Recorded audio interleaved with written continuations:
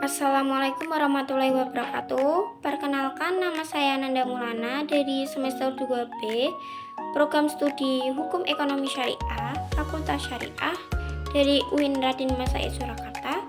Di sini saya akan membahas tentang perilaku produsen, konsumen, dan efisiensi pasar.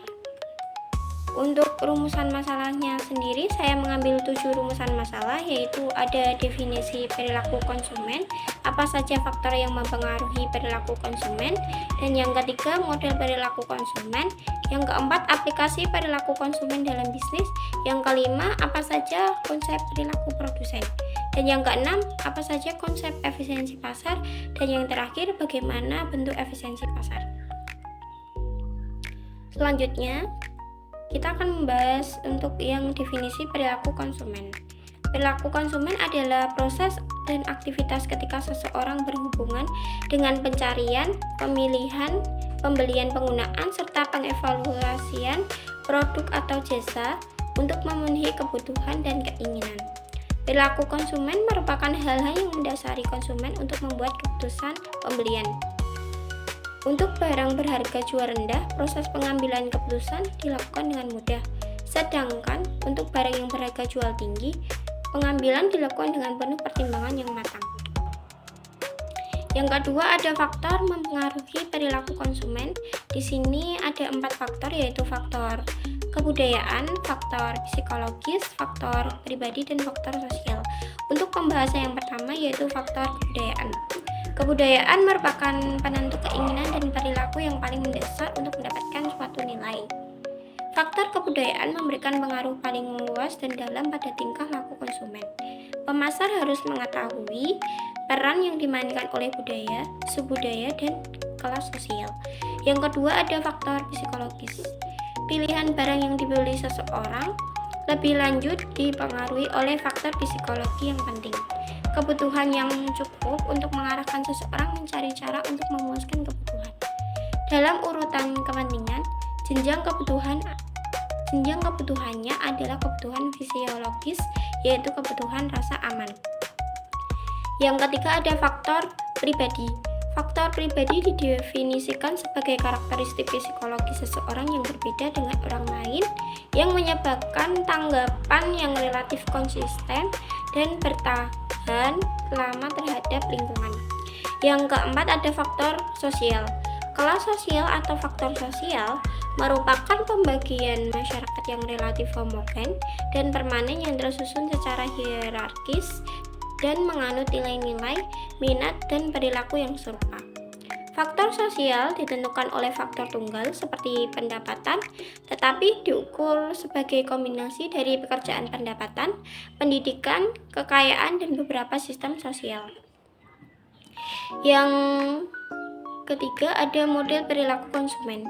Di sini saya mengambil 4, yaitu rangsangan pemasaran, rangsangan lain, dan proses keputusan membeli, dan yang terakhir karakternya pembelian. Untuk rangsangan pemasaran sepenuhnya dipengaruhi oleh usaha perusahaan dalam menarik minat beli konsumen. Untuk yang kedua ada rangsangan lain. Rangsangan lain yang dapat mempengaruhi pengambilan keputusan pembelian terhadap suatu produk di antaranya adalah situasi ekonomi, perkembangan teknologi, pengaruh politik, dan pengaruh budaya luar yang dirasakan oleh konsumen secara langsung. Yang ketiga ada proses keputusan membeli. Konsumen melakukan tahap pengenalan terhadap suatu produk sampai terciptanya keputusan pembelian dan keputusan pasca pembelian.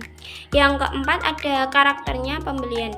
Karakteristik itu meliputi faktor budaya, faktor sosial, faktor pribadi, dan faktor psikologis. Untuk selanjutnya ada aplikasi perilaku konsumen dalam dunia bisnis, yaitu ada merancang strategi pemasaran yang baik, memungkinkan perusahaan untuk mengidentifikasi konsumen yang tepat untuk produk mereka. Dengan demikian mampu mendapatkan hasil yang maksimal. Untuk yang kedua, untuk mengetahui kebutuhan konsumen, perusahaan melakukan inovasi dan menciptakan produk baru. Jika produk tersebut sesuai dengan kebutuhan masyarakat, bukan tidak mungkin produk tersebut akan meledak di pasaran dan menjadikan keuntungan yang sangat besar. Yang ketiga ada untuk membantu dalam membuat kebijakan publik. Dengan memahami perilaku konsumen, pembuat kebijakan dapat membuat keputusan yang lebih tepat dan efektif, yang pada akhirnya dapat meningkatkan kesejahteraan masyarakat secara keseluruhan. Menyiapkan perlindungan konsumen itu adanya jaminan perlindungan konsumen bagi konsumen untuk mengkonsumsi barang atau jasa. Dengan demikian, kegiatan ekonomi berjalan dengan sehat.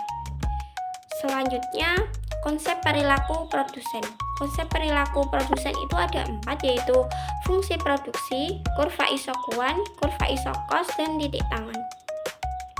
Untuk yang pertama, fungsi produksi adalah hubungan matematis antara input atau faktor produksi dan output barang atau jasa dalam proses produksi. Fungsi produksi dapat digunakan untuk mengukur produktivitas atau efisiensi produk dari suatu produsen. Yang kedua ada kurva Isokun. Kurva Isokuan adalah kurva yang menggambarkan kombinasi input atau faktor produksi yang dapat menghasilkan output barang atau jasa tertentu dalam proses produksi. Kurva Isokuan dapat digunakan untuk menentukan substitusi input atau faktor produksi yang optimal bagi produsen. Untuk kurva Isokos adalah kurva yang menggambarkan kombinasi input atau faktor produksi yang memiliki biaya total atau total cost sama dalam proses produksi. Kurva Isokos dapat digunakan untuk menentukan alokasi input atau faktor produksi yang minimal bagi produsen. Dan yang terakhir ada titik tangan. Titik tangan adalah titik di mana kurva Isokuan dan kurva Isokos bersinggungan. Titik tangan dapat digunakan untuk menentukan kombinasi input faktor produksi yang paling efisien bagi produsen. Dan yang selanjutnya ada konsep efisiensi pasar. Dalam konteks keuangan, konsep pasar yang efisien lebih ditekankan pada aspek informasi. Artinya, pasar yang efisien adalah pasar di mana harga semua sekuritas yang diperdagangkan telah mencerminkan semua informasi yang tersedia. Informasi yang tersedia bisa meliputi semua informasi pada masa lalu maupun informasi saat ini, serta yang bersifat sebagai pendapat atau opini rasional yang beredar di pasar yang bisa mempengaruhi perubahan harga. Konsep tersebut menyirat adanya suatu proses penyesuaian harga sekuritas menuju harga keseimbangan pasar yang baru sebagai respon atau informasi baru yang masuk ke dalam pasar. Untuk selanjutnya ada bentuk pasar efisien. Pasar efisien itu dibagi menjadi 2. Ada efisiensi pasar dari sudut informasi dan ada pasar dari sudut keputusan. Untuk pasar dari sudut informasi itu dibagi menjadi 3, yaitu efisiensi pasar bentuk lemah, efisiensi pasar bentuk setengah kuat, dan efisiensi pasar kuat. Untuk dari sudut keputusan itu dibagi menjadi 2, yaitu kesediaan informasi dan kecanggihan pelaku pasar. Untuk definisi efisiensi pasar dari sudut informasi dibagi menjadi 3, yaitu efisiensi pasar bentuk lemah, yaitu harga sekuritas mencerminkan sepenuhnya informasi pada masa lalu, misalnya data harga historis.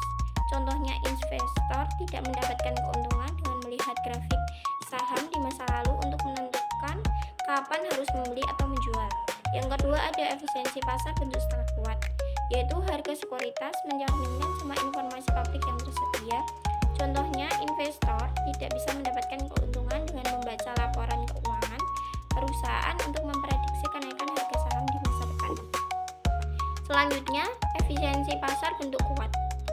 Harga sekuritas mencerminkan semua informasi baik yang publik maupun yang privat atau informasi insiden. Contohnya, investor tidak mendapatkan keuntungan dengan mengetahui informasi tentang pengumuman atau hasil perusahaan sebelum informasi tersebut diumumkan secara publik. Yang kedua, efisiensi pasar dari sudut keputusan.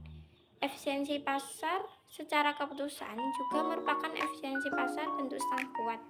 Menurut versi Fama yang didasarkan pada informasi yang didistribusikan, perbedaannya adalah jika efisiensi pasar secara informasi hanya mempertimbangkan yaitu ketersediaan informasi, maka efisiensi pasar secara keputusan mempertimbangkan dua buah faktor, yaitu ketersediaan informasi dan kecanggihan pelaku pasar.